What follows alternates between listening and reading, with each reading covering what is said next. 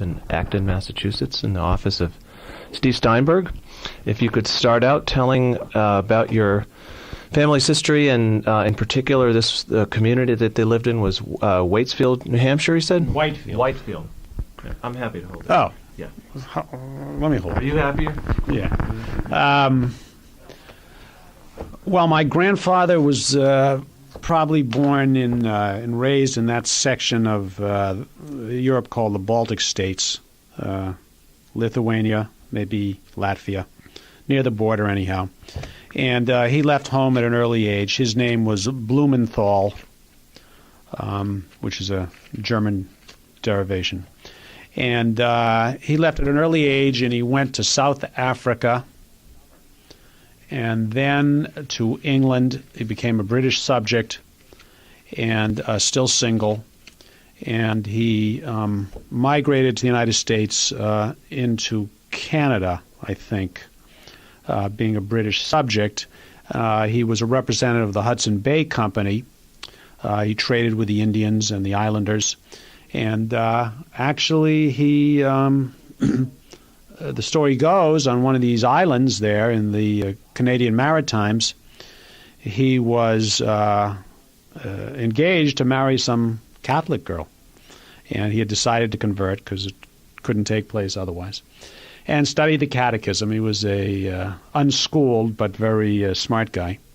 And was supposed to go through the conversion ceremony the day before the wedding or something, but he got cold feet, shipped out, and entered the United States in the Portland, Maine region because he had, I think, relatives there. And from there, I think he had one relative, a brother-in-law, who traded with the paper companies up in northern New Hampshire, up in the Groveton area, and they needed rags to make paper. So he would supply them with rags and so forth. It may have been through him or maybe his father-in-law, I can't say. But they ended up buying a farm in Whitefield, New Hampshire. His wife, whose name was Bertha Edison, came from the same section of Europe. I don't know if he knew her over there, but they were introduced here in the Boston area, were married and moved up there. Edison obviously is not a Jewish name. I don't know what her original name was. However, her mother's brothers,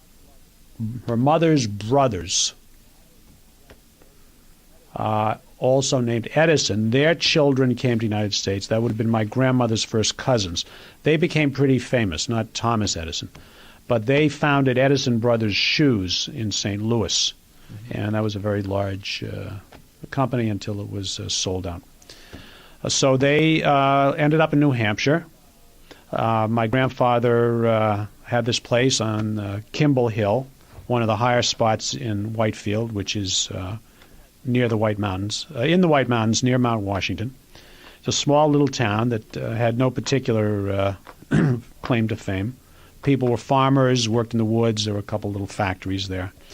And he had a little farm up there where they had cows and various crops. He sold the milk to Hood Milk, brought it down in a horse and wagon every day to the railroad station in Whitefield, and the milk train would pick it up. To supplement that income, he had a junkyard of sorts. He would go out and get junk and rags and so forth from various farmers. And he also had a garage in the village, which at one time or another became a gas station, I think. So that's their story. They had 5 children that survived to maturity up there. Others died in childbirth. It was primitive, but perhaps not as bad as one might think. I would say in the beginning, they probably came there around 1900, 1915, something like that. In the beginning, there was certainly no plumbing, no electricity, but that came maybe later on. And at a certain time, I don't know, maybe in the 30s, people used to come to the White Mountains, especially Bethlehem, for relief from hay fever, because they felt the mountain air did not have any pollen in it, and there were no drugs for the relief of hay fever. In fact, if you go up to Bethlehem, you can still see the place where they came. and there's a huge dial that indicates the pollen count. Today we know that's all ridiculous, and there's no relief whatsoever in the mountains from hay fever. Pollen count is no. Oh, I didn't realize that was. That's what they believed then, and then like everything else, now they don't think it makes any difference. Maybe getting away from home, the city, and the change of. Now we take a pill, but in those days you suffered. Some people died. They may have had asthma as well, and they came up there in droves. So anyhow, one guy was coming up from New York, and he was very sick and couldn't breathe. So they put him off the train in Whitefield, and since he was Jewish, they called my grandfather. He came down, he picked him up, and they nursed him back to health, and he said, could I stay here for the summer instead of going on to Bethlehem, which is the next town over. And my grandmother, who was a motherly type, and she said, yeah, you can. And he wanted to come back the next summer with some friends or relatives. So they turned the farm into a resort of sorts, which was called the Kimball View House. And my grandmother cooked, and the children helped, and and people didn't do much. They built a couple cabins for the guests. My grandfather built a tennis court himself, quarried the clay out of the mountainside. And the various relatives would come up there and stay, and you'd have some guests. And they ran that off and on for, 10, 15 years. Then after the war, my grandfather had developed tuberculosis from drinking milk, unpasteurized, right from the cows. He died in the Jewish tuberculosis sanitarium in Rutland, Massachusetts, near Fitchburg. And the farm was sold either after the war or after he died. I'm not quite straight on that. It went through a succession of owners, and some people put money into it, others didn't, and it continues to be a bed and breakfast type of operation. Okay. I guess I have a couple questions from what you were saying. One was, what did you hear about where they had come from in the Baltic states? Did you ever hear any specifics? I have a particular curiosity. Since he became a farmer, did he come from a rural area in Europe that you know of? No, I don't know too many specifics. I used to know the name of the town. I want to say Zagreb, but I'm not sure. I don't know much of that. My grandfather brought his mother and father over, and they all ended up in Portland. His brothers and sisters came over. They ended up in Portland. My grandmother had 4 or 5 sisters and a brother. They all came over. They brought their parents over, and they lived out their lives in Boston or Portland. So I can't say what they came from. I don't believe they were farmers. In my grandmother's case, I know she had tutors at least, and spoke German and Russian as well as Latvian and Polish.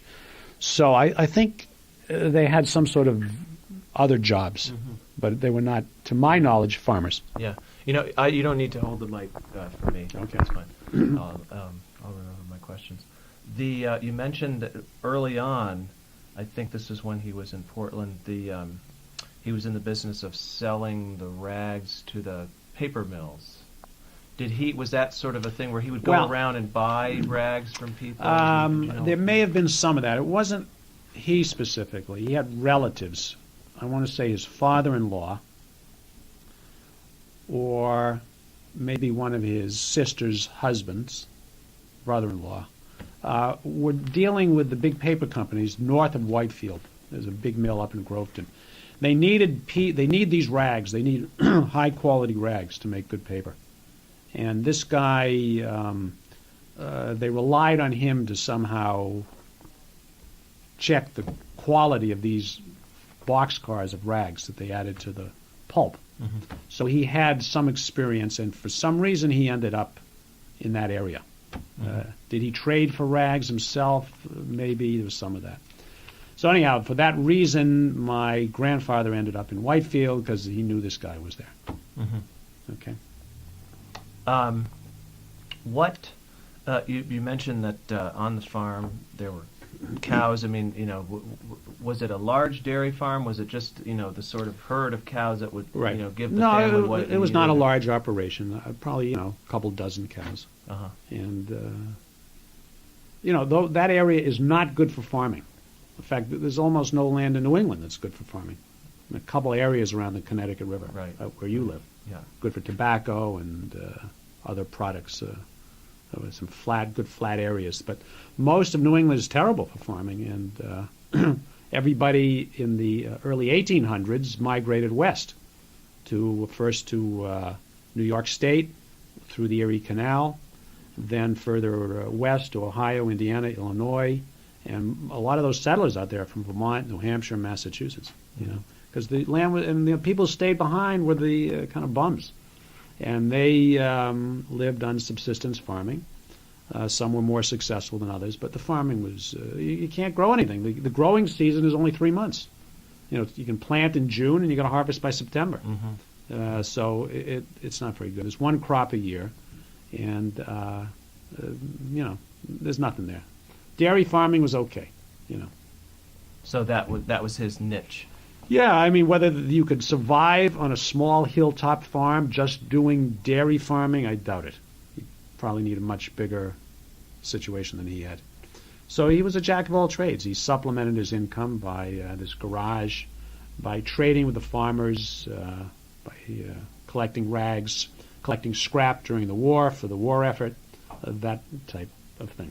Mm-hmm. Were there, to your knowledge, were there other Jewish families in that area that were farming, let alone other Jewish families in that area? They were the only Jewish family in this town at any time. My mother, you couldn't, although they're only 2 or 3 miles from the town, in the winter the snow was so great, they didn't have snow plows. They had horse-drawn rollers that would pack the snow down so sleds could go over it. Yeah. And they had, in fact, a school bus that came on runners with a coal-burning stove in the school bus. But for the really bad winter months, you couldn't go back and forth. So my mother would board in the village with a Gentile family. And that's how she first came to eat non-kosher food, Uh-huh. which she didn't tell her mother about. She liked it very much. And, they would pay the family something to put them up. Then on the weekend, my grandfather would pick her up and she would come back to the farm. But there were no other Jews in that town, with the exception of one of the school teachers came up from Boston. She was Chelsea, I believe. She was a Jewish single woman. Mm-hmm. And she moved on after a while. But some of the other industrial towns had probably small Jewish communities, like Littleton, maybe Lancaster, maybe Gorham, and so forth and so on. Never great numbers, but I think there were some smaller communities up there. Uh-huh. When they had the guest house, Yes. was that, you said the people that came to the guest house were primarily relatives, sort of distant relatives? No, they were, once they opened it as sort of our relatives just came because they were relatives, Yeah. And but in addition to that, it became a hotel, and you could stay there overnight or a week or a month. Some people stayed the whole summer. They came from Boston and New York, and the same thing happened in the Catskills, but on a much bigger scale. And you have Grossinger's and the Concord and some of those hotels. This was a little place. They maybe had a dozen rooms, something like that. Mm-hmm. Then eventually my grandfather built a couple of cabins to supplement it. Mm-hmm. And all his kids came back with their grandchildren and stayed there and helped out. And it was sort of, a combination hotel family retreat operation. Now, what you're telling me, that the source of it for you was things that your parents told you, or how much of it was it that did you know firsthand? I spent summers up there until I was maybe 3-4 years old. Uh-huh. So you can't remember too Right. much. I would say 90% of what I know is from my mother, Yeah. what she told me, Uh-huh. and my aunts and uncles to some extent. And my sister a little bit. So it's sister. all secondhand. Yeah, Right. yeah. Which, just to clarify for me, that's makes it just as interesting, if not more interesting. Okay. Because it suggests that it's part of a tradition. Mm-hmm. I guess I have some curiosity about what kind of living in such an isolated area, being the only Jewish family in the town, and so on. What level of observation for whether it was keeping the Sabbath or any kind of Jewish education for their children. How did that work? There were two sons, Eli and Moses, who they called Milton.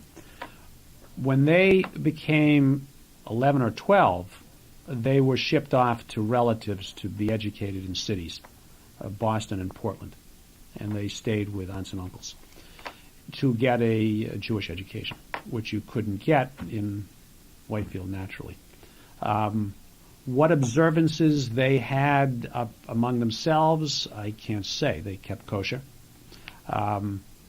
During the summer, when they had these other Jewish guests, they put together some sort of, I think the guy next door actually built a little synagogue in his house, and he had an ark, and he brought up a Torah, and a couple. So they had a minyan.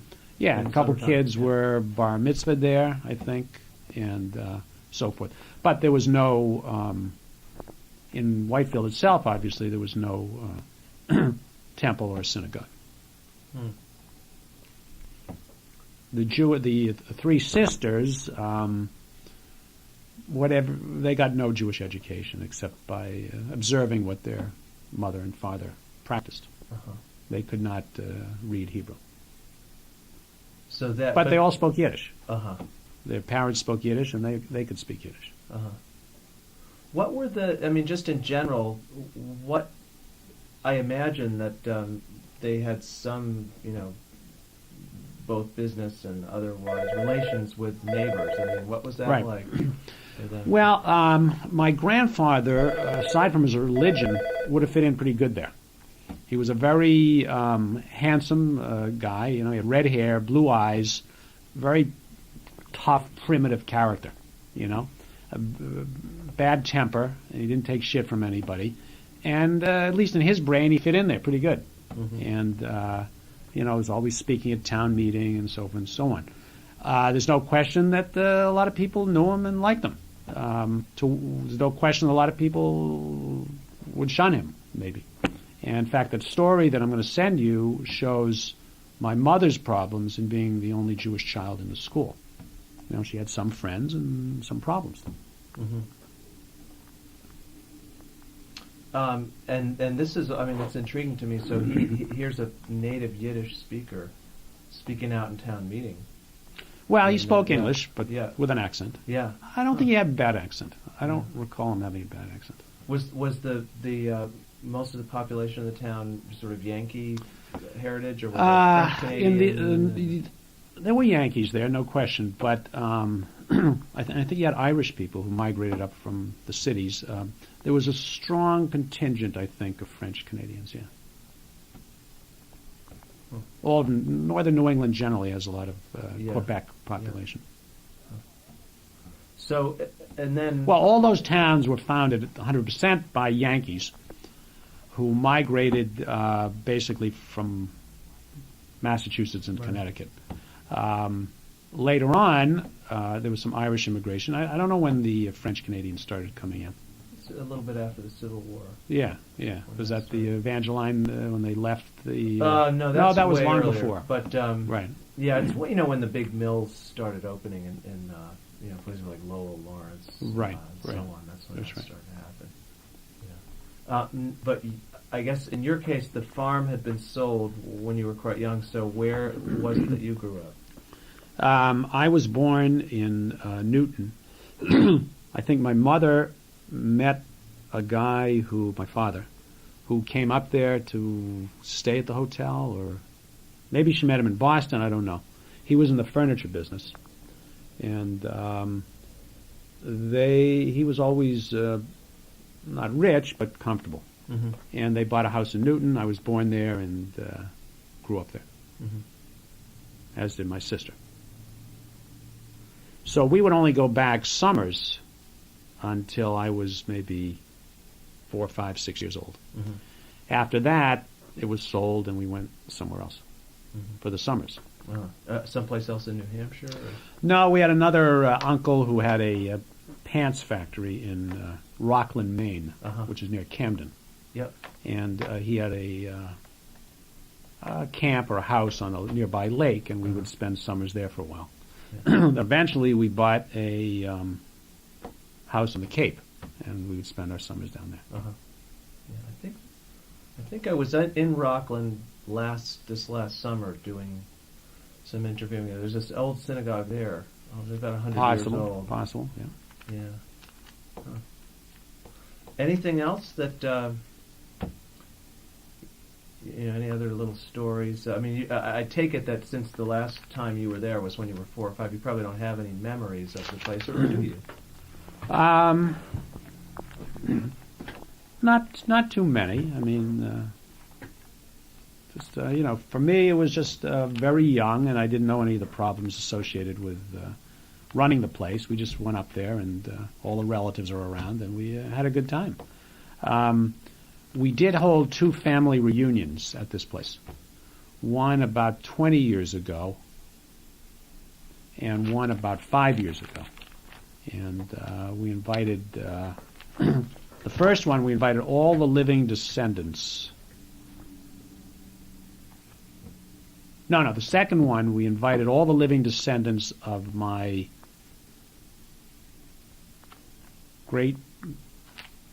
great-grandparents on my maternal side. Okay, my grandmother's mother and father. Okay, the Edisons and so on and so on. I think it was well over 100 living, and a fair number came back. But we didn't know each other. We hadn't seen each other. A lot of them. Now I can refer you to other people who are much older than I, who have more memories than I do. Of that place? Yeah. If you want to call them. Yeah. No, okay. I would certainly do that. One is. I'll write these down. Right. One is Paul Daniels. You need a paper or something? I've got some right here. One is Paul Daniels, who was my grandmother's. My grandmother's last name was not Edison; it was Daniels. Her mother was an Edison, I guess. Oh, I see. So it was my great-grandmother who was an Edison. Anyhow, my grandmother Daniels, Bertha Daniels, had 4 sisters, I think, and a brother. The only one left is... I'm getting the generations mixed up. My mother's... There's a guy named Paul Daniels. He lives in Newton. We'll figure out who he is. He's about 90 years old. He is my mother's first cousin. His father was Jack Daniels, no relation to the whiskey, okay? Who was my grandmother's brother. And he spent summers up there. And he's obviously retired. He's a writer. Yeah. Was a writer. So he would be very interested in this. Good. Yes, okay? And he's in Newton. He's in Newton. Yeah, I could look him up. Yeah. If he can't find his address or phone number, call me. Okay. There's another guy you should speak to. His name is Robert Shapiro. He's exactly the same position as Paul Daniels. It's my mother's first cousin. My grandmother's sister, Sadie Daniels, married a guy named Abe Shapiro, who founded Brandeis University. And he made his fortune in shoes and real estate and so forth. One of his children is this Robert Shapiro. I think he's the last of 8 children alive. He's in good shape. And he'd be happy to talk to you. And where does he live? He is in Chestnut Hill. It's either Brookline or Newton. Okay. Okay, and I can give you his phone number, too. That's great.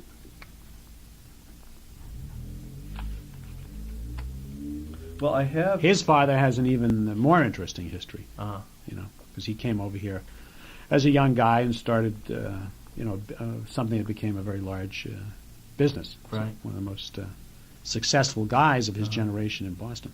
Yeah. I have, at this point, I mean, I've got really an entire chapter of the book just on Jewish farmers. There's so many parts of the story, but I keep hearing about more and more people who had, these little farms, in some cases large farms. In one case, not too far from where I live in Berkshire County, there's a third generation of a Jewish family that runs a huge big poultry business. Mm-hmm. So it's not unheard of at all. No, I would say, from my experience, the Jews in Eastern Europe were not in farming, despite Tevye the milkman. Right. I don't think they were allowed to own land. That's right. I think they were restricted to the shtetls, Right. although I don't know the exact laws and that stuff. So although it's not unheard of, I suppose, I don't think there was any experience in farming. Now, some of the efforts of the richer English Jews, like Rothschild and Montefiore, was that his name? Yeah. They wanted to colonize the Jews from Eastern Europe in farming communities in New Jersey and Texas and so forth. So efforts were made to bring them over to the United States to do that.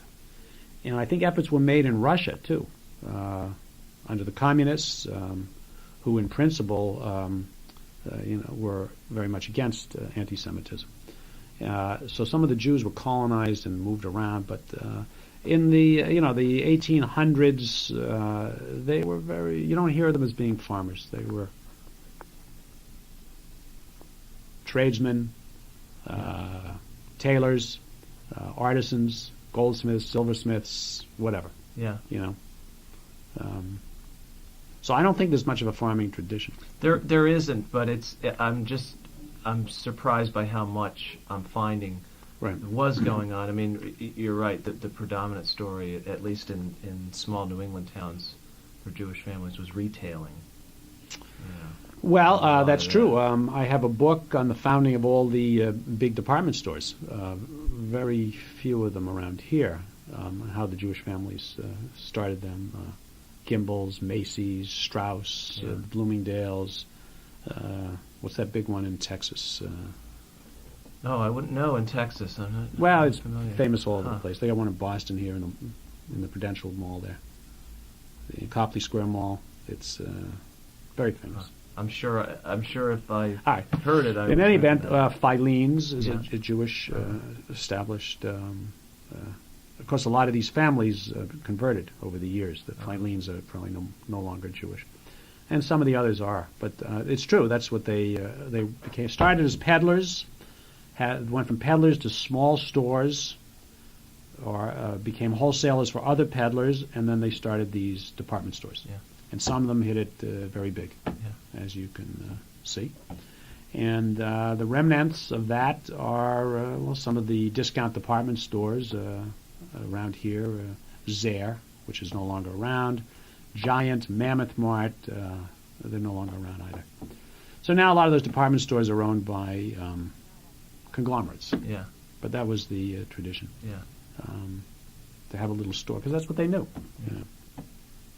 They knew how to trade and handle money, and these were trades that the peasants in Eastern Europe didn't get. They were illiterate and didn't handle money, and they got into that.